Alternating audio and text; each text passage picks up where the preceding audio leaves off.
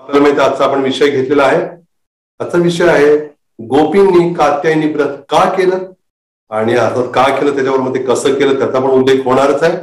आणि त्याचबरोबर आजची ही पण चर्चा असणार आहे. आपली कुठली चर्चा असणार आहे की ते व्रत आपण करू शकतो का, हा मुद्दा आहे. तर आपण सुरुवात करूया आजच्या विषयाला. तर आजचा हा विषय खूप महत्वाचा आहे, खूप गहन विषय आहे. तरी पण आपण हा विषय आजच घेण्याचं विशेष कारण हेच आहे की हा महिना मार्गशीर्ष महिना आहे आणि भगवान श्रीकृष्ण म्हणतायत भगवद्गीतेमध्ये, मासानां मार्गशीर्षोहम. सगळ्या महिन्यांमध्ये मी कुठला महिना मी आहे. कुठला महिना? मार्गशीर्ष महिना. भगवान म्हणतात की मी मार्गशीर्ष महिना म्हणे. आणि याच्या आधीचा जो महिना होता तो कार्तिक महिना. कार्तिक महिन्याशी कुठं म्हटलं नाही मी कार्तिक असं म्हटलं नाही, पण विशेष करून कार्तिक महिना म्हणजे साक्षात राधाराणीचा महिना आहे. तर म्हणून राधाराणीचा महिना झाला की आता कृष्णाचा महिना आलेला आहे आणि कृष्ण स्वतः सांगतात की मी मार्गशीर्ष महिना म्हणजे मीच आहे, असा उल्लेख आहे. तर या मार्गशीर्ष महिन्यामध्ये एकतर अगदी महत्वाचं सगळ्यांना माहीत असलेला प्रसंग कुठला आहे? भगवद्गीता जयंतीचा. मार्गशीर्ष महिन्यामध्येच भगवान श्रीकृष्णांनी अर्जुनाला गीतेचा उपदेश सांगितला. मोक्षदा एकादशी होती त्यावेळेला आणि तो आहे दिवस संपूर्ण महिनाभर काय चालतं या महिन्यामध्ये. संपूर्ण महिनाभर 5000 वर्षांपूर्वी गोपींनी कात्यायनी व्रत केलं. आता कात्यायनी व्रत कशा पद्धतीने केलं, काय काय घडलं त्याच्या मागचा आपण त्याची आता चर्चा करूया. तर त्याच्यामध्ये शुकदेव गोस्वामी श्रीमद भागवताच्या 10व्या स्कंदाच्या 22व्या अध्यायातला जो पहिला श्लोक आहे सुरुवात तशी आहे.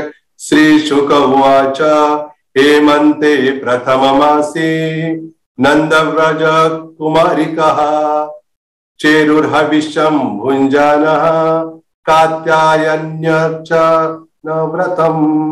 त्याचा अर्थ असा आहे, शुकदेव गोस्वामी म्हणाले हेमंत ऋतूच्या म्हणजे हेमंत ऋतू म्हणजे हा मार्गशीर्ष महिना विशेष करून त्याच्या पहिल्या महिन्यामध्येच हेमंत ऋतूच्या काय झालं, गोकुळातल्या सर्व अविवाहित मुलींनी कात्यायनी देवीचं पूजा करण्याचं व्रत धारण घेतलं. आणि या महिन्यामध्ये त्यांनी असं उल्लेख की या महिन्यामध्ये त्यांनी काय केलं, काय खाल्लं ते फार विशेष ऐकणं. काय म्हणे, चेरुर हविषान्न खाल्लं त्यांनी. हविषान्न म्हणजे काय म्हणतात, हविषान्न त्याच्यामध्ये असं उल्लेख, हविषान्न म्हणजे मुगाची डाळ आहे म्हणा किंवा भात आहे, डाळ आणि तांदूळ दोन्ही उकळायचं फक्त आणि तो जो भात आहे तो खायचा फक्त. पण त्याच्यामध्ये हळद नाहीये, तेल तो काहीच नाही, बाकी त्याच्यामध्ये फक्त कुठला हळद किंवा मसाला पण घातला जात नाही.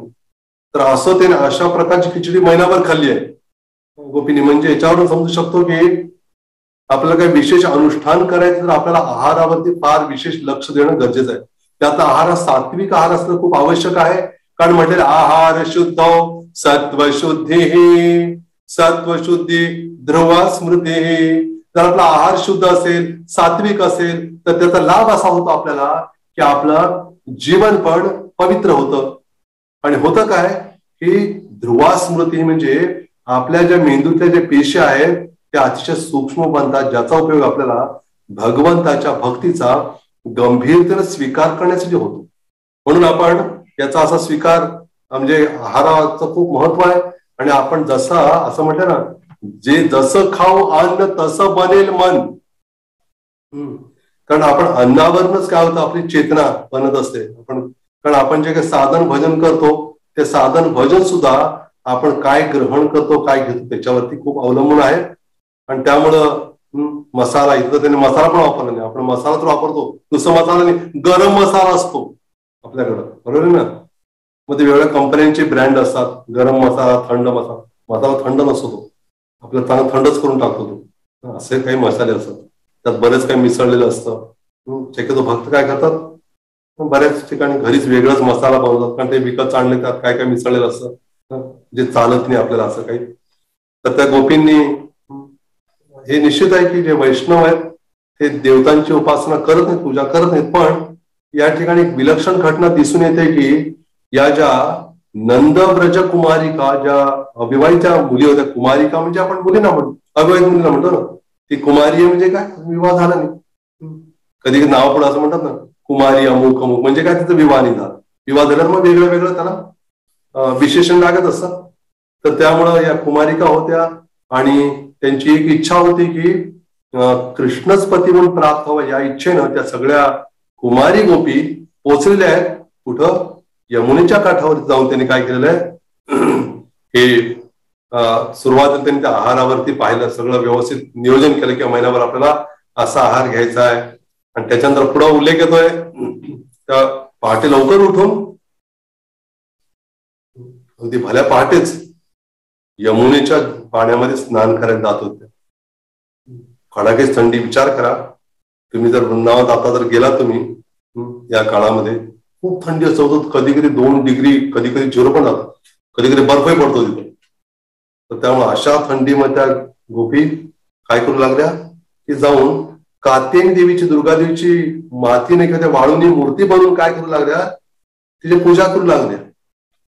तर आता अशी जे मूर्ती वेगळ्या पद्धतीने बनवली जात असते, शास्त्र सांगितल्याप्रमाणे धातूची मूर्ती बनवू शकतो. जसं आपल्याकडे आजच्या विग्रह असतात किंवा घरामध्ये छोटे विग्रह ते कधी कधी धातूचे असतात आणि त्यातून कधी कधी ते रत्नांनी पण बनवले असतात, काचेने किंवा रत्नांनी किंवा काष्ट म्हणजे लाकडापासून, जसं जगन्नाथ मध्ये सुद्धा आहेत काष्टाचे आहेत. मातीने बनवले असतात विग्रह कधी कधी, आणि पाषाणांनी, दगडांनी बनलेले असतात. किंवा हृदयामध्ये भक्त त्या भगवंताचं, त्यांच्या रूपाचं चिंतन करून भगवंताची आराधना करतो हृदयामधूनच. त्या सगळ्या गोष्टी काही कारणामुळे प्राप्त झाल्या नसल्यामुळं. आणि या ठिकाणी गोपी जेव्हा पोचतात त्या ठिकाणी यमुनेच्या काठावरती जाऊन तिथं यमुनेमध्ये स्नान करून काय करत होत्या, कात्यायनी देवीची मूर्ती बनवायच्या. त्या ह्याच्यानी वाळूनी किंवा ती माती मिसळून असं मूर्ती बनवून पूजा करायची. आणि उल्लेख आहे की अगदी जे रोजच्या सामग्री पण वापरायची, जसं हळद कुंकू वगैरे असेल, सुगंधी सामग्री, चंदन वगैरे वापरत होत्या. त्याचबरोबर अगदी महागड्या वस्तू पण म्हटले, उच्च अवचाही म्हणजेच काय, अगदी ऐश्वर्य महागडे आणि त्याचबरोबर साध्या वस्तू पण दोन्ही जसं उपलब्ध असेल तसं वापरायच्या. आणि त्याच्यामध्ये मग दीप अर्पण करणं, फळं अर्पण करणं, सुपारी अर्पण करणं, वेगळे फळं आहे, सुगंधित फुलांच्या माळा आहेत आणि वेगळं सुगंध आहेत अत्तरेच्या द्वारे काय केलं जात होतं, ती देवीची सगळ्याजण पूजा करायच्या. आणि अशी एक पद्धत आहे, रूपात पण म्हणतात, एक या कृष्णा बुक मध्ये म्हणतात की अशी एक प्रथा आहे, पूजावर झाल्यावर काहीतरी मागणं की मला हे पाहिजे हे पाहिजे, काही मागण्याची पद्धत आहे, काही वर मागावा. तर त्यांनी जो वर मागितला गोपींनी, तो वर फार अतिशय उच्च स्तराचा वर आहे. आपण या भौतिक जगात सगळं मागतो, पण गोपीने जे मागितलं ते क्वचितच कोणीतरी मागतात असावं. आणि बघा गोपीने काय मागितलं, किती विशेष मागितलं. आणि तितका सुंदर श्लोक आहे, खूप म्हणजे विशेष आहे. मला आठवतंय गेल्या वेळेला पण मी सांगितलं होतं म्हणायला आपल्याला, तर आता सुद्धा संधी आपल्याला माझ्या मागे म्हणण्याचा प्रयत्न करा. आपलं जर कंठस्थ करता आलं उत्तमच झालं. या महिन्याभरात प्रयत्न करा श्लोक पाठ करता आला तर बघा श्लोक असा आहे, माझ्या मागे म्हणण्याचा प्रयत्न करा. कात्यायनी महामाये महायोगिन्नधीश्वरी नंद गोप सुतम देवी पतिम मे कुरुते नमः. पुन्हा एकदा म्हणतो मी, कात्यायनी महामाये महायोगिन्यधीश्वरी नंद गोप सुतम देवी पतिम मे कुरुते नमः. पुढे ते म्हणा काय केलं त्यांनी, इति मंत्रम जपन्तस्तः पूजाम चक्र कुमारिका. त्यांनी काय केलं, त्या प्रत्येक त्या अविवाहित त्या कुमारी गोपीने काय हे केलं म्हणे की ही देवी कात्यायनी. कोणी असा प्रश्न देवीचीच काय केली बरं, दुर्गा देवीची, मग शिवजींची केली असेल तर, कारण त्यांचा उद्देश होता की जसं एखादी मुलगी असेल कुमारी, ते अशा काही आतल्या काही गोष्टी विषय वडिलांना नाही सांग, आईला सांगते ना, तसं तिने त्याने पाहिले कात्यायनी देवी आहे, एक स्त्रीच्या रूपात आहे. म्हणजे काय, आईला आपण कसं मन मोकळं करून सांगू शकतो अमुकच पती पाहिजे किंवा जे काय असेल, तर त्याने ठरवलं की देवीला सांगितलं काय थोडं सोयीचं होईल, त्या भावाने त्याने सांगितलं.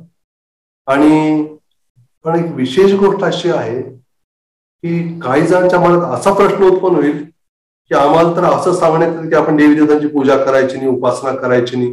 या गोपींना तर तुम्ही सर्वश्रेष्ठ भक्त म्हणताय, ज्या कृष्णाचं नेहमी स्मरण करू शकत होत्या, कृष्णा त्या कधीच विसरत नव्हत्या, अशा ज्या गोपी आहेत त्यांनी देवीची पूजा कशी केली बरं मग. मग आम्ही का करू शकत नाही असा प्रश्न उद्भवला. आणि खरंच आहे, हा प्रश्न बरोबर आहे, पण याचं उत्तर पण फार महत्वाचं आहे की त्या गोपींनी त्या कात्यायनी देवीची पूजा करण्याचं कारण होतं की त्यांना कृष्णपती म्हणून प्राप्त करायचा होता. त्यामुळे एखाद्या भक्ताला तीव्र इच्छा झालेली भगवंताला प्राप्त करण्याची, तर तो जो कोण असतो त्या प्रत्येकाला भेटून म्हणेल की मला कृष्ण पाहिजे. जसं त्या गोपींनी कृष्ण अचानक निघून गेले असलेत ना, त्या गोपी शोधू लागल्या, सर्व झाडा झुडपांना सर्वांना विचारलं तुम्ही पाहिलंय का पाहिलंय का. तसं प्रभू रामचंद्र सुद्धा सीतेचं हरण झालं, मग सीतेच्या विरहामध्ये काय करू लागले प्रभू रामचंद्र सुद्धा झाडा झुडपांना विचारलं कुठे आहेत म्हणून, सीता आहे का, सीता आहे, सीतेला पाहिलंय का म्हणून. लक्षात आलं ना. तर त्यामुळं भक्तीच्या उच्च स्तरावर पोहोचलेला एखादा भक्त आहे, तो जेव्हा भगवंताला हवे आहे तीव्रतेनं, तर तो काय करतो मग कोणालाही तो मागू इच्छितो. जे दिसेल त्याला म्हणतो की मला पाहिजे कृष्ण. जसं लहान मुलं असेल, त्याची आई दूर आहे कुठंतरी, आणि ते कोणतरी दुसऱ्याच का महिलेनं माताजीने त्या मुलाला घेतलं असेल, ते मुलं लगेच ओळखणार ही माझी आई, ते आई आई म्हणून रडणार. मग दुसरी कोणतरी माताजीने अरे माझ्याकडे नाही म्हणणार, नाही मला आईकडे. सगळ्या माताकडे गेलं, काही प्रभू सगळ्यांनी घेतलं तरी पण म्हणणार मला आईच पाहिजे. त्याच पद्धतीनं या ज्या गोपी आहेत त्यांच्या मनात एकच हे असते की आम्हाला कृष्णच पती म्हणून हवे. याच्यावरच हे निश्चित होतं की जसं आपण आपल्या भौतिक जगात असं होत नाही की एकच पुरुष सगळेच म्हणत नाहीत असं की हाच पती पाहिजे म्हणून, परंतु कृष्णाच्या बाबतीत होऊ शकतं. आणि गोपींच्या बाबतीत होतं की कृष्णच पती म्हणून हवेत आणि ते प्राप्त होतात निश्चितपणे. कोणीतरी विचारलं की म्हणे परमपूज्य राधागोविंद महाराजांना कोणीतरी म्हटलं की म्हणे असं कसं काय म्हणे कृष्णाचं आहे, तर ते एवढ्या सगळ्या गोपींची बरोबर त्यांनी असं हे केलं, लीला केली, किंवा 16,148 विवाह त्यांनी केले, हे असं कसं काय म्हणे, कसला भगवान.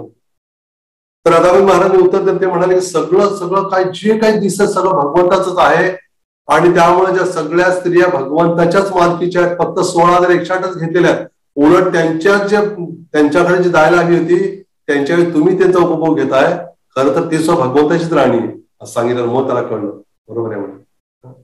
फक्त याचा अर्थ नाही फक्त स्त्रियाच भगवंताच्या पत्नीत असं नाही की पुरुष रूपात आहेत, पुरुषात शरीर जरी मिळालं तरी सुद्धा प्रत्येक जीव हा प्रकृती आहे, आत्मा आहे. त्यामुळे प्रत्येक जीवाचे पती किंवा स्वामी कृष्ण आहेत. त्या ज्या गोपी आहेत, ज्या राणी, त्या खूप भाग्यवान आहेत, त्यांनी पूर्ण स्वीकार केलेला भगवंताचा पती म्हणून. पण आपण दुर्भाग्य अजून राहिलो या जगामध्ये. आपण या जगातले पती पत्नी शोधत आपण जग फिरतोय. कधी माणूस असताना कधी प्राणी असताना या जगातच आपण फिरतोय. पण त्या गोपी किती भाग्यवान, त्यांनी काय केलेलं आहे, कृष्णाचाच पती म्हणून स्वीकार केला. म्हणून आपणही हृदयातून ही गुण गाठ मनाशी बांधायला हवी की सरते शेवटी खरा पती भगवंत आहेत, कृष्णच आहेत. ते सर्वांचे पती आहेत. आपले एखादी स्त्री असेल, तिचे जे पती असतील या जगातले, त्यांचे पण पती कृष्ण, प्रत्येकाने स्वामी कृष्ण आहे. प्रत्येकाला भगवंताचा आश्रय घेणं हे फार आवश्यक आहे. आणि रुक्मिणीने सुद्धा माहिती आहे, रुक्मिणीने पण जेव्हा तिच्या विवाहासाठी नियोजन चाललेलं होतं आणि ती वाट पाहत होती कृष्णाची, आणि प्रथा होती ना घराण्यामध्ये, कुठली प्रथा होती की घेऊन जायचं म्हणजे पूजेसाठी जायचं अंबिकेच्या मंदिरामध्ये. पण जाऊन तिने काय केलं, मग पूजेला तरी गेले तिथं. खाली विचारता आम्हाला प्रभूजी तुम्ही सांगताय देवतांची पूजा करायची, घरचे कधी कधी आम्हाला जबरदस्तीने घेऊन जातात तिथं वेगळ्या देवतांकडे, आम्ही काय करावं. काही चिंता करू नका म्हटलं, जाऊन तिथं काय करा, त्यांना हीच प्रार्थना आम्हाला कृष्णाची शुद्ध भक्ती प्रदान करा, हेच मागायचं. मग काहीच हरकत नाही. त्या पद्धतीनं या रुक्मिणी सुद्धा असंच म्हणत होती दुर्गादेवीला किंवा अंबिकेला की हे माते मला कृष्णच पती म्हणून प्राप्त होऊ दे, दुसरा कोणी माझ्या मला स्पर्शही होऊ देऊ नका, असं ती प्रार्थना करत होती. असं उल्लेख आहे की तिच्या चरणांद्वारे ती चालत होती आणि हृदयामध्ये कृष्णाच्या चरणांचं चिंतन करत होती, आणि त्याचबरोबर ती अंबिकेला प्रार्थनाही करत होती की मला कृष्णपती म्हणून प्राप्त होते. काही की नाही विशेष, तर अशी गोष्ट विलक्षण. त्यामुळं त्या प्रार्थना करू लागल्या देवीला की म्हणे मला हे कात्यायनी काय करा म्हणे मला. पण कात्यायनी म्हणजे हे कसं काय शक्य, उलट म्हणे मीच, कात्यायनी ही पण भक्त आहे भगवंताची दुर्गा देवी. उलट ती जणू काय ती म्हणते की कसं काय शक्य म्हणे, उलट मी पण उलट श्रेष्ठ भक्त तुम्ही गोपी सर्वजण आहात माझ्यापेक्षा, पण तुम्ही मलाच मागताय म्हणे. नाही म्हणे, कारण तुम्ही कसं म्हणे महामाय, तुम्ही महामाय, आणि त्याचबरोबर कसं आहे महायोगीन, तुम्ही महायोगिनी आहात म्हणे. त्यामुळे तुम्हाला काय अवघड नाही म्हणे आमची मागणी पूर्ण करायला. आणि कोण म्हणतात तुम्ही काय म्हणे अधीश्वरी पण आहात, तुम्ही सर्वशक्ती नियंत्रण, शक्तिमान नियंत्रक आहात, नियंत्रण तुमच्या हातात सगळं, आम्ही सांगितलं तुम्ही पूर्ण करू शकाल म्हणून. आणि नंतर म्हणतात की आम्हाला पती पाहिजे, पण कोण पती पाहिजे म्हणे तुम्हाला? नुसतं कृष्ण म्हटलं नाही, काय म्हटलं? कुठलं कृष्ण? नंदगोप सुतम, म्हणजे नंद महाराजांच्या, नंदगोप जे आहेत नंद महाराज, तर त्यांचा जो पुत्र आहे तो पती. कृष्ण असं डायरेक्ट नाव नाही घेतलं, उलट काय सांगितलं? नंदगोप सुतम, नंद महाराजांचा जो मुलगा आहे ना, तर तो आम्हाला पती म्हणून पाहिजे. स्पष्ट केलं, क्लिअर केलं. उद्या घोटाळा नको. पण दुर्दैवाची गोष्ट अशी आहे, तुम्ही जर सर्च केलं थोडंफार लक्षात तुम्हाला नेटवरती, की कात्यायनी नाव टाकलं, भरपूर कात्यायनी पूजा, भरपूर सगळं सांगतील. हे मंत्र म्हणा तुम्ही, हा जो मंत्र सांगितला ना आता, जो गोपीने म्हटला होता कृष्णच पती म्हणून प्राप्त होण्यासाठी, तर तो मंत्र म्हणायला सांगून काय म्हणतात लोक, काय सांगतात ते लोक, की तुम्ही काय हा मंत्र म्हणा तुम्हाला लवकर पती प्राप्त होईल. पण ते असं म्हणत नाही की कृष्णच पती म्हणून प्राप्त होईल, ते सांगत का बरं? कारण त्याला ते सांगायचं नाही, कारण त्यामुळे ते सांगितलं कोण येणार नाही आपल्याकडे. तर अशी बरीच फसवणूक सुरू आहे. खरं पाहायला गेलं तर एक कात्यायनी व्रत जे गोपीने केलं कृष्णपती म्हणून प्राप्त होण्यासाठी, ते करण्यासाठी आपण योग्य का नाही बरं आपण? कारण आपल्याला कृष्ण पती म्हणण्याचा स्वीकार करण्याची अजून स्थिती नाही आपली. अजून या जगामध्ये आपण काय, आपलं हृदय बरंच शुद्ध व्हायचंय. तो विशेष जेव्हा स्तर प्राप्त होईल आपल्याला, तेव्हा आपण काय करू, विशेष जो माधुर्य स्तर आहे तो, तर आधी आपण कृष्णच भगवंत त्या भावनेतून स्वीकार करणं दास म्हणून, मग हळूहळू काय प्रगती होऊन आपण जर खरोखर माधुर्य रसात जर आपलं आदान प्रदान होणार असेल भगवंताशी, तर काय भगवंत आपल्याला तशी कृपा करतील. आणि मग तेव्हा आपण खरंच काय, जसं त्या प्रभू रामचंद्र दंडकारण्यातनं जेव्हा निघाले ते सीतेचा शोध घेण्यासाठी, तेव्हा बरेच ऋषीमुनी त्यांची उन्नती माधुर्य रसापर्यंत झाली होती. जेव्हा त्यांनी पाहिलं प्रभू रामचंद्र, त्यांनी ओळखले भगवंत आहेत म्हणून, त्यांना प्रणाम केला, म्हणाले की प्रभू रामचंद्र ओळखलं. हे सगळे ऋषी मुनिगण माधुर्य रसामध्ये, गोपी जशा माधुर तसं माधुर रसामध्ये आलेले ते. तर तेव्हा त्यांनी काय केलं, प्रभू रामचंद्र ओळखलं, त्यांनी प्रणाम केला सर्वांनी ऋषी मुनींनी प्रभू रामचंद्रांना. आणि ते म्हणाले की हे प्रभू, तर आपण भगवंताचं रूप बघून ते मोहित झाले आणि म्हणाले की आमचा स्वीकार करा आपण. तर माधुर्य रसामध्ये म्हणजे त्याला गोपीन स्त्री शरीर प्राप्त झालं असं कदाचित. तर प्रभू रामचंद्र म्हणे नाही, म्हणे या अवतारामध्ये मी नाही, ती लीला मी नाही करणार, कारण एक पत्नी व्रत असल्यामुळं हे मी करू शकणार नाही. त्यामुळं द्वापारयुगामध्ये तुम्हाला शक्य कृष्ण रूपात मी जेव्हा येईन तेव्हा तुमचा गोपी म्हणून स्वीकार करण्यात येईल. तसं झालं. कृष्ण आल्यानंतर मग ते सगळे ऋषीमुनी गोपीच्या रूपात जन्माला असं म्हटलेलं. म्हणून प्रभात म्हणतात एका ठिकाणी, जेव्हा जो जीव आहे अतिशय गंभीर बनतो, भक्ती करत करत गंभीर बनतो, पुढे उल्लेख केला त्याचा अर्थात गंभीर बनतो, तेव्हा काय केलं त्याला, ज्या अनंत कोटी ब्रह्मांडापैकी ज्या ब्रह्मांडामध्ये भगवान श्रीकृष्ण प्रकट लीला करणार आहेत, वृंदावन आणणार त्या ठिकाणी भूतलावरती, तिथं त्या भक्ताला जन्म मिळतो, दिव्य जन्म गोपींच्या पोटी. आणि मग तो काय होऊ शकतो, मग तिथं भगवंताच्या लीलेत सहभागी झाल्यावर पूर्ण चांगलं शुद्ध होऊन मग गोलोक वृंदावनामध्ये जातो. असं सगळं ही विधी आहे. तर त्यामध्ये त्यांनी प्रार्थना केली की कृष्णच पती म्हणून प्राप्त होते. म्हणजे आम्ही काय करतोय, असं मंत्राचा उच्चार करतोय, सतत म्हणू लागले तोच मंत्र, ज्यामुळं भगवंत. आणि असं नाही म्हटलं कात्यायनीला, हे देवी तुमची इच्छा असेल तर द्या, असं नाही म्हटलं. पती मे कुरुते नमा, म्हणजे काय होते, आम्हाला पती म्हणून प्राप्त होऊ दे. असेल तर नाही, असेल तर अगर मगर काही नाही, काय पाहिजेच, कृष्णच पती म्हणून पाहिजे. नाही का, नको तर ठीक आहे, दुसरं कोणतरी बघा. बरं असं नाही म्हटलं त्यांनी काय ऑप्शन ठेवलं नाही, पर्याय हा नसेल तर तो, असं म्हणजे प्रश्नोत्तरात असतं ना, ते नाही तर हे, ते नाही तर याचा अर्थ ते चुकीचं नाही, आपल्याला कळण्यासाठी म्हणून ते त्याचा ऑप्शन नाही ठेवला. म्हटलं की कृष्णच पती म्हणून पाहिजे, दुसरं काही. आता मुद्दा असा आहे की असं पण म्हटलं काय आचार्याने की जी दुर्गाची जिची पूजा ते करत होते गोपी, ती एका दृष्टीने ती अंतरंग शक्ती पण असं म्हटलेली, योगमायेचाच विस्तार होता असं पण म्हटलेलं आहे. आणि त्याचबरोबर असाही उल्लेख आहे, प्रपादे म्हणतात कृष्ण भगवान की जर ती बहिरंगा शक्ती जर असेल, जर दुर्गा देवीच असेल खरंच, तरी पण काही हा दोष नाही गोपीने पूजा केली तरी. कारण काय, गोपी काय करणार आहेत, त्या सर्वसामान्य स्त्रीसारखी भूमिका पण करतायत सर्वांना दाखवण्यासाठी की आपल्या देवतांकडे गेल्यावर काय मागितलं पाहिजे, भौतिक मागायचं नाही. बरोबर आहे की नाही. गेलोच तर आपण या गोष्टी मागितल्या पाहिजेत. तर आपल्याला गोपींचा उद्देश आपण समजून घ्यायला हवा की गोपींचा उद्देश काय होता. त्यांना कृष्णच पती म्हणून प्राप्त करायचे होते आणि त्यांनी विचार केला की आपण जाऊया इथं आहे देवीच आपण हे करूया असं त्यांनी भाव ठेवला. जेणेकरून आपल्याला शिकवलं की आपण देवतांकडे जरी गेलो तरी सुद्धा भौतिक काही न मागता आपण कृष्णालाच मागायचं तिथं गेलं तरी सुद्धा. तर निष्कर्ष हाच निघतो की ज्या गोपी आहेत त्या भगवंताच्या अतिशय निष्ठावान भक्त आहेत, उच्च स्तरावरचे आहेत आणि त्यांनी कृष्णाला प्राप्त करण्यासाठी काय केलं तर 1 महिना सलग त्यांनी कात्यायनी पूजा केली. पहाटे उठत होत्या, पुन्हा यमुनेमध्ये स्नान करणं, यमुनेत थंडी स्नान करून काय करायचे, पुन्हा स्नान करून झालं की तिथल्या मातीनं पुन्हा ती मूर्ती बनव असं ती मूर्ती बनवून ठेवली नव्हती तिथं काही बॉक्समध्ये किंवा रोज घेऊन आले आपलं, तसं नाही. रोजच्या रोज ते बनवायचे फ्रेश, पुन्हा सजवायचे, सगळं फूल वगैरे सगळं अर्पण करून आरती करून मग ते प्रार्थना करायचे, मग मागायचे असं उद्या म्हणून रोज व्हायचं ते. आणि कृष्णच पती म्हणून प्राप्त होण्यासाठी त्यांची प्रार्थना असायची. आणि हे निश्चित आहे की कोणी त्यांच्यामध्ये भौतिक गुण मुळीच नाही त्या गोपींमध्ये, पूर्णपणे आध्यात्मिक स्तरावर त्या गोपी. आणि असं म्हटलेलं आहे की या सर्व कार्यांचं एकमात्र लक्ष कृष्णाला प्रसन्न करणं, त्यांचं प्रेम प्राप्त करणं. आणि जे भौतिकवादी लोक आहेत ते दुर्दैवानं गोपींच्या कार्याला भौतिक का समजतात. त्यांना काय वाटतं बघा त्या कोणी साधारण मुली आहेत, तो कोणतरी मुलगा दिसता आवडतो त्यांना, तरुण मुलगा, आणि त्यांना काय वाटतं दुसरा कोण तसा सुंदर नसेल, सर्वांना आपण सर्वांनाच पती मिळवते असं म्हणून सर्वांना ते पटू शकत. त्याला वाटतं असं कसं होईल बरं, पण त्यांना माहित नाही असं कसं होईल ते. तसंच आहे, ते आहेच तसं काही केलं नाही, तसंच आहे ते. काय लोकांना ते असं केलंय तसं केलंय, पण त्यांना हे माहित नाही त्या ज्या गोपी होत्या ते 7-8 वर्षाच्याच होत्या, 7 वर्षाच्या, 5-6-7 वर्षाच्या, फार मोठ्या पण नव्हत्या. आणि कृष्ण पण लहानच होते त्यावेळेला. तर म्हणून आपण समजू शकतो की या लीला त्या अचिंत्य आपल्या समजण्याच्या पलीकडं.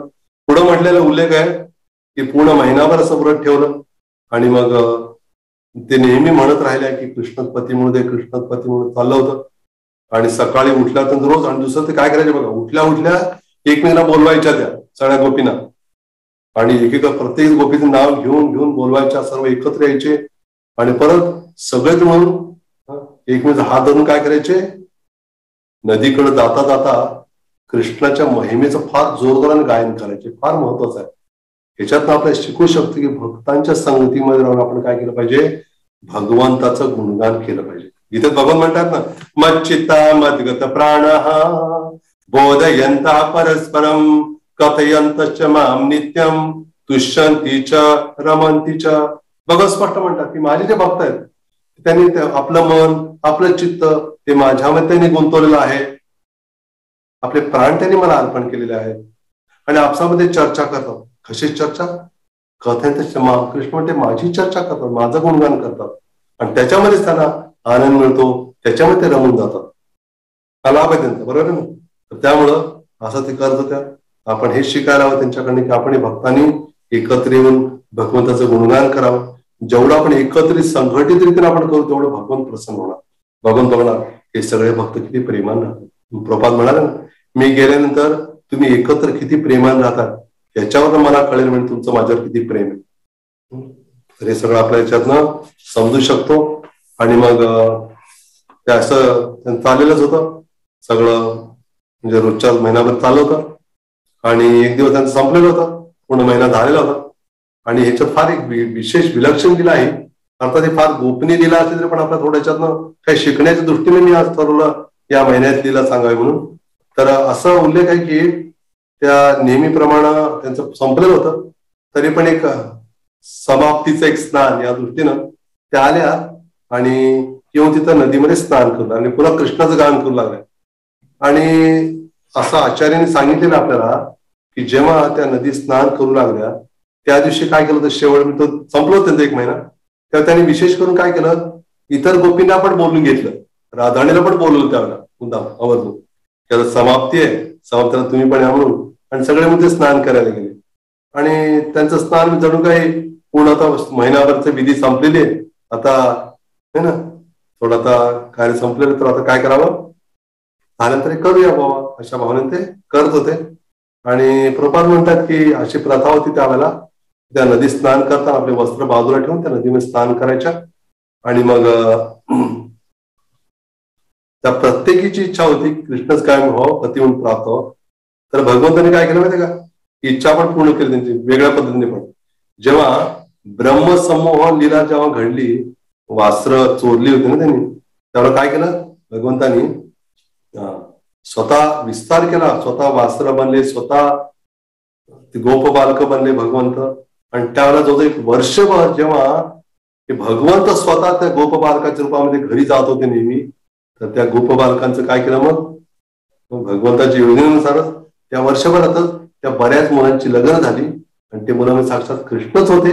आणि त्या गोपींशी, सगळ्या गोपींची लग्न कृष्णाशी झाली. खरं कृष्णच पती त्यांचे आहे ना, म्हणून आहेतच पती, असं काही नाही तसं नाही, त्यांचे पती आहेतच एका दृष्टीनं, पण त्याला ते माहित नाही है ना, ते कृष्णच बनले होते. फक्त बलरामानं कळलं होतं, पण त्याने सांगितलं नाही. ऐका वर्षभर कृष्ण काय झाले, ते वास्त्र वगैरे पळून दिल्यामुळं गोपालक, त्यामुळे कृष्णच बनले होते बरं का वास्त्र एक वर्षभर, आणि कृष्ण सगळे गोप बालक बनले होते एक वर्ष, असं सांगितलं नाही. भांडा फुटके नाही झालं, तिला हे झालं, काय झालं तर ते एक विशेष जे सिक्रेट होतं किंवा गोपनीय गोष्टच राहिली, त्याच्यामध्ये कोणी काय केलं नाही, ढवळाढवळ चमच्याने करायचं नाही. कसली ढवळाढवळ त्यांनी काय केलं त्याच्यामध्ये त्यांनी काही केलं नाही, हस्तक्षेप केला नाही. जसं आहे तसं त्यांनी काय केलं, त्याचा स्वीकार म्हणा किंवा त्या पण त्यांनी ठेवलं ते.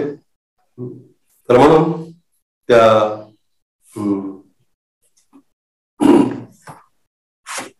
मी सांगत होतो की त्यांचं सर्वांचं भगवंतावरती निस्सीम प्रेम होतं, आणि त्यांची हीच इच्छा होती कृष्ण नेहमीच पती म्हणून प्राप्त व्हावे. कारण कृष्णच असे आहेत की ते काय करू शकतात, सर्वांना असं प्रेम प्रदान करू शकतात. जगात दुसरं कोणीच असं करू शकत नाही का. जगातल्या माणसं किती जरी असले तरी पण ते अशी गोष्ट कधीच करू शकत नाही. का करू शकत नाही, कारण त्याला ते शक्यच नाही, ते भगवंतच फक्त करू शकतात. तर म्हणून भगवंतांनी काय जे काही हे कृत्य केलेलं आहे, ही काय जी लीला संपन्न केली भगवंतांनी, ती भगवंतांनी लीला संपन्न केलेली फक्त त्यांच्या शुद्ध भक्तांसाठीच आहे. ते बरोबर ना, त्याचे शुद्ध भक्त आहेत ते काय करू शकतात, शुद्ध भक्त त्याचा, तर फक्त भगवंतच काय करू शकतात, याचा पूर्णपणे आपल्या भक्तांशी आदान प्रदान करताना त्यांना तो लाभ प्रदान करत असतात. जगातले इतर व्यक्तींना जे भगवंताचे भक्त आहेत त्यांना ही गोष्ट कळणं एवढं सोपं नाही. आणि पुढे उल्लेख आहे मग किती विशेष आहे, त्यात म्हटलेलं आहे त्या ज्या गोपी होत्या, तर भगवंतांनी काय केलं बघा, भगवान श्रीकृष्णासाठी दोन शब्द आपले, तर भगवान म्हणजे दुसरं म्हटलेलं आहे योगेश्वरेश्वर, म्हणजे भगवंत योगेश्वरांचे पण योगेश्वर आहेत. बरेच योग जाणणारे योगेश्वर आहेत, पण त्यांचे पण ईश्वर आहेत भगवंत, त्यांचे पण नियंत्रक आहेत. असे कृष्ण, असे भगवान त्यांनी काय केलं म्हणे, त्यांनी ते पोचले त्या ठिकाणी.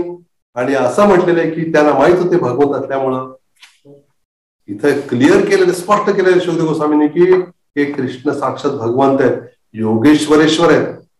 कुठलं घरी कोणतरी एक मुलगा आला, तरुण मुलगा, त्या मुलीला फसवतो असं नाही, साक्षात भगवंत आहेत. आणि त्यांचं शरीर काय हाडामासाचं नाही, दिव्य शरीर आहे. त्या गोपींचे पण शरीर कसे हाडामासे नाहीत, सच्चिदानंद शरीर त्यांची. आणि मग असं म्हटलेलं आहे की त्याला माहित होतं गोपींची काय इच्छा आहे, ते आपल्याला पती म्हणून प्राप्त करायचंय.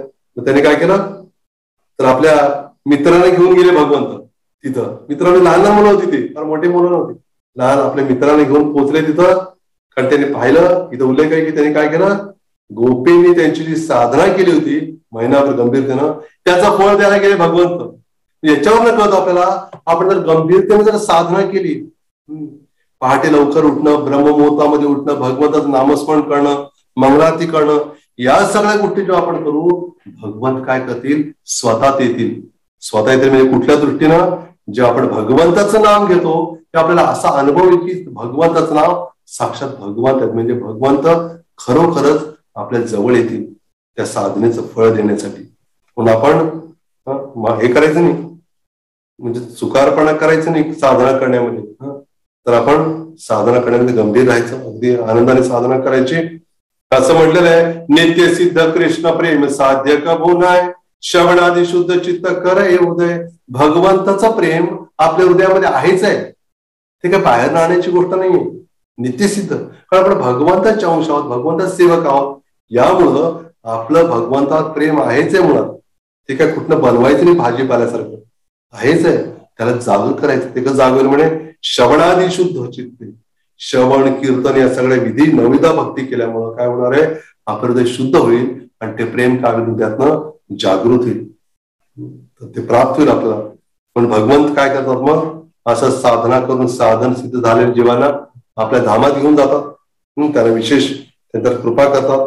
म्हणून साधना खूप महत्वाचं, कारण साधना केल्याशिवाय साध्य प्राप्त होत नाही. ही साधना, हे आपण कोण सगळ्यांना साधक आहोत की नाही. तर साधक शब्द ऐकला ना आपण सर्वांनी. साधक म्हणजे कोण, साधक म्हणजे साधना करणार, साधना करणार ते साधक. आपण साधना करतोय तर आपण झालो साधक. तर आपण काय करायला हवं, भगवंताचं स्मरण. ते पण कसं, नेहमी करायचंच आहे, पण त्यातून विशेष करून कसं करायला, कधी करायला आपण, पहाटे ब्रह्ममुहूर्तावर जर केल्यामुळे काय होईल, भगवंत अधिक प्रसन्न होतील. कारण जे पहाटे झोप आहे त्याला लोक म्हणतात साखर झोप. कसली झोप, साखर झोप म्हणतात ना, तुम्ही ऐकलंय का, साखर झोप. त्या साखरेचं काय असं माहित नाही, पण साखर झोप म्हणतात होता. तर ती साखर झोप आहे ती सोडणं फार अवघड होतं आपल्याला. पण तरी पण त्याचा त्याग जर केला त्या झोपेचा, आणि आपण त्यावेळेला आपण नामस्मरण जर केलं भगवंताचं, भगवंत ओळखतील खरंच काय याला माझी गोडी लागली. तर त्यामुळे आपण हा प्रयत्न निश्चितच करायला हवा, भगवंताची कृपा विशेष करून प्राप्त होण्यासाठी. आणि मगाशी तुम्ही सांगितल्याप्रमाणे की भगवंत अशा जीवावर काय करतात, विशेष कृपा करून आपल्या धामात, आधी या भावमोह वृंदावन म्हणजे काय, या भूतलावरती जे वृंदावन भगवंतांनी प्रकट केलेले, त्या ठिकाणी भगवान संधी देतात. कसली संधी, तीच त्याला सेवा करण्याची संधी प्राप्त होते. आणि तिथनं तो पुन्हा कुठं जातो, गोलोक वृंदावन, पूर्ण त्याचा प्रवेश होतो. आणि आपल्याला हे भगवान विशेष करून प्रभुपादांनी इस्कॉनमध्ये काय केलेलं आहे, की जे पहाटेची आरती ठेवलेली आहे, जप ठेवलेला आहे, हे सगळं काही आपल्याला भगवंत धामात जाण्यासाठी काय करणार आहे, फार मदत करणार आहे. तसं उदाहरणार्थ बघा, एक जण सांगत होता, मी ऐकलं, एक असे व्हिडिओ एकाने भक्तांनी पाठवला होता, ऐकलं, फार सुंदर चालत होतं.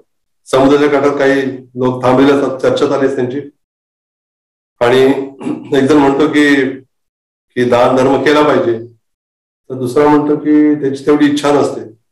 तर तो म्हणतो की दान धर्म तो म्हणे पटून का करावं ते सांग, म्हणे काय करण्यासाठी मला तू पटून सांग काय.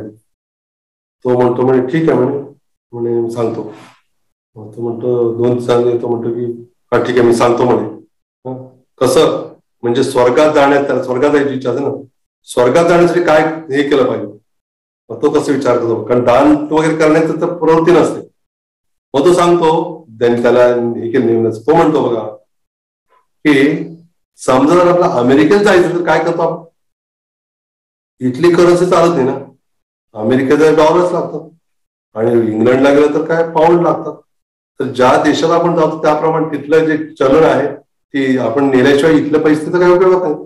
त्यामुळे आपण काय ते कन्वर्ट करतो, आपले जे पैसे किंवा रुपये त्याचं कन्व्हर्शन आपण कशात करतो, डॉलरमध्ये, पाऊंडमध्ये, वेगवेगळ्या ठिकाणची जी काही चलन आहे तिथली त्यामध्ये करतो आपण करन्सी त्याच्यामध्ये. त्याच पद्धतीने सांगितलं, त्याच पद्धतीनं आपल्याला जर स्वर्गात जर सॉरी तो म्हणाला की मला स्वर्गात सगळं न्यायचंय म्हणजे धन सगळं, मी कसं घेऊन जाऊ शकतो, असं म्हणतो. बरोबर असं होतं. तो म्हणाला की घेऊन जाऊ शकतो म्हणून. तर तो म्हटलं की हे पैसे तर नेऊ शकतात, तू कसं मला असं पटवून सांग की जेणेकरून मला हे न्यायची युक्ती सांग मला. त्या व्यक्तीला सांगितलं तुम्ही.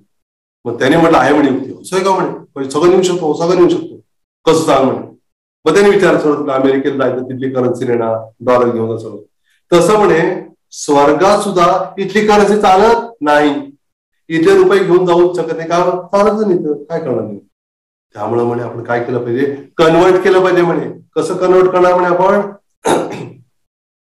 आपल्याकडे धन काय केलं पाहिजे, तिथं पुण्य चालतं म्हणे. त्यामुळे आपण इथं आपलं जे धन आहे पुण्यामध्ये कन्वर्ट करायचं म्हणे, आणि मग जाऊ शकतो आपण. आणि पुण्यात कन्वर्ट कसं करायचं म्हणे, दान द्यायचं म्हणे. दान दिलं की पुण्य मिळणार, आणि पुण्य मिळालं व जाणार म्हणे. लक्षात आलं की नाही. याचा अर्थ आपल्या स्वर्गात जायचं असल्याचा अर्थ नाही, एक उदाहरण म्हणून सांगितलं. त्याच पद्धतीनं आपल्याला जर गोलोक वृंदावन जायचं असेल तर आपल्याकडे जी काही शक्ती आहे, सामर्थ्य आहे, भगवंताने दिले असतात. त्याचं काय केलं पाहिजे आपण, त्याच्याद्वारे या शरीराद्वारे आपण भगवंताची भक्ती करतो तेव्हा नक्कीच काय होणार आहे, आपण अशी पुण्य तयार होते आपल्याकडं की आपण गोलोकनाथ जाऊ शकतो. आता पुण्य दोन प्रकारचं आहे. एक आहे ज्या पुण्यात आपण वैकुंठ किंवा गोलोकनाथ जातो. दुसरं नेहमी आपण ऐकतो ते पुण्य म्हणजे स्वर्गात येणारं पुण्य. पण आपल्या स्वर्गात येणारं पुण्य काही कामाचं नाही. कुठलं पुण्य हवं आपल्याला, तो श्लोक आहे भागवतामध्ये. तो श्लोक असा आहे, शृण्वतां स्वकथा कृष्ण पुण्य श्रवण कीर्तन हृदयंतस्थो हि अभद्राणी विधनोती सुसताम. असं म्हटलेलं आहे की जो कोणी भगवान श्रीकृष्णांविषयी ऐकतो, म्हणजे श्रवण करतो, त्यांचं गुणगान करतो, म्हणजे कीर्तन करतो, तेव्हा होतं काय, सर्वांच्या हृदयात असले जे भगवान आहेत, कृष्ण परमात्मा, ते काय करतात, हृदयातलं काय करतात, विधनोती. धुनोती म्हणजे स्वच्छ करणं, विधनोती म्हणजे चांगली स्वच्छता. मी म्हणतो नेहमी सफेदी की चमका, अशी धुलाई करतात भगवंत. आपली धुलाई नाही, आपल्या हृदयावरचे जे साचले त्याची. आपली धुलाई केल्यावर मग येणार कोण भगवंताकडे. त्यामुळं हृदय स्वच्छ करतात भगवंत. आणि मग काय होतं, हृदय शुद्ध झालं की मग हळूहळू त्याची प्रगती होऊ लागते, हळूहळू त्याला अनुभवी राहतात वगैरे वगैरे वगैरे. हाच मुद्दा आहे आपल्याकडं की भगवंताविषयी ऐकणं खूप मोलाचं, खूप महत्वाचं आहे. आणि अशा रीतीनं आपण जेव्हा त्या भगवंताने बघितलं, गोपीना त्यांना ते हे द्यायला आले, मित्रांवर आले, मित्र लहान होते आणि ते वस्त्र सगळे बाजूला ठेवून ते भगवंताने पळवले वर, त्या मागू लागले. तर ह्याच्यामागे थोडं विलक्षण समजून घेण्याची गोष्ट आहे. भगवंताने काय केलं, त्यांची वस्त्र चोरण्याचं कारण हेच होतं की एका दृष्टीनं आपण जर आपल्याला जर लागू करून घेतलं तर ते वस्त्र म्हणजे आपण कशाला म्हणतो, शरीराला वस्त्र म्हणतो, बरोबर आहे की नाही. लक्षात तुमच्या इथं भगवान म्हणतात ना, बासांची जीर्णानी यथा विहाय नवानी गृणाती नरोपराणी तथा शरीराणी जीर्णानी अन्यानी संयाती नवानी दे. बघ स्पष्ट म्हणतायत, काय सांगतायत की वासांची जीर्णानी, ज्या पद्धतीनं आपली वस्त्र जीर्ण होतात, फाटतात, काय करतो आपण, टाकून ते नवीन धारण करतो. अगदी तसंच आत्मा काय करतो, शरीर जेव्हा जीर्ण होतं तेव्हा या शरीराचं त्याग करून आत्मा दुसऱ्या शरीरात, मी त्याला दुसरं शरीर प्राप्त होतं त्याच्या कर्मानुसार. अगदी तसंच हे शरीर म्हणजे वस्त्र आहे. तर भगवंताने ते वस्त्र हरण किंवा वस्त्र पळवले म्हणजे काय, एका दृष्टीनं आपण कुठल्या दृष्टीनं म्हणजे भगवंत हे भौतिक शरीर काढून घेऊन काय देऊ इच्छितात, आपला आध्यात्मिक शरीर, दिव्य शरीर. ते गोपींची वस्त्र घेऊन त्यांनी काय केलं, तुम्ही मला पती म्हणून तुम्ही प्रार्थना केली होती मला, तर बघा तुम्ही माझी पत्नी आहात, मी पती आहे. ती पती पुढंच अशा रूपात राहू शकते, तर त्यामुळं मी तुमचा पत्नी म्हणून स्वीकार, भगवंत स्वीकार करतात. अजून काय पाहिजे, विचार करा, आपलं आहे का भाग्य असं. मी तुम्हाला सांगितलं तर एकदा एका व्यक्तीने सांगितलं, पण महाराज प्रभू लोकांना एकदा म्हणाले, महाराज म्हणे तुम्हाला माहित आहे का की म्हणे मला एक मोठी गायिका आहे ना, तर ती मला अगदी नावानं ओळखते म्हणे.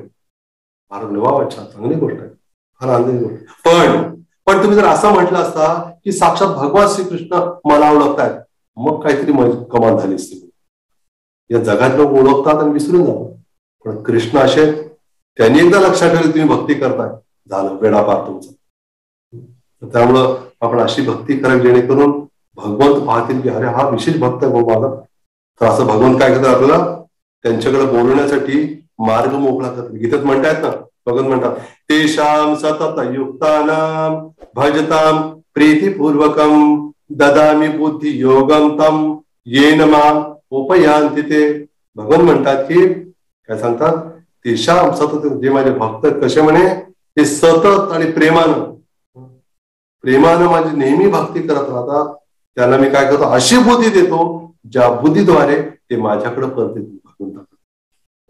त्यामुळं भगवंत पाहतात या सगळ्या गोपिकाचं प्रेमाने एकत्र राहून त्या भक्ती केली, भगवंताला प्राप्त करण्यासाठी पती म्हणून. त्या पती म्हणते स्वीकार, स्वतः कृष्ण म्हणतात मी तुमचा स्वीकार केलेला, अजून काय पाहिजे.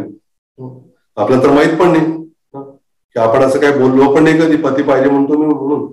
आणि कृष्णाने आपल्याला येऊन म्हटलं नाही की तुम्ही हो म्हटल्यावर काय मी हे करतो तथास्तु, असं पण दोन्ही झालेलं नाही.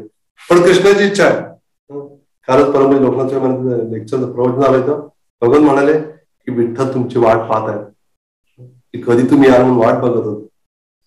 खरं तर म्हणे आपण तेवढी वाट बघत नाही जेवढी भगवंत वाट बघतात, ते भगवंत आहे.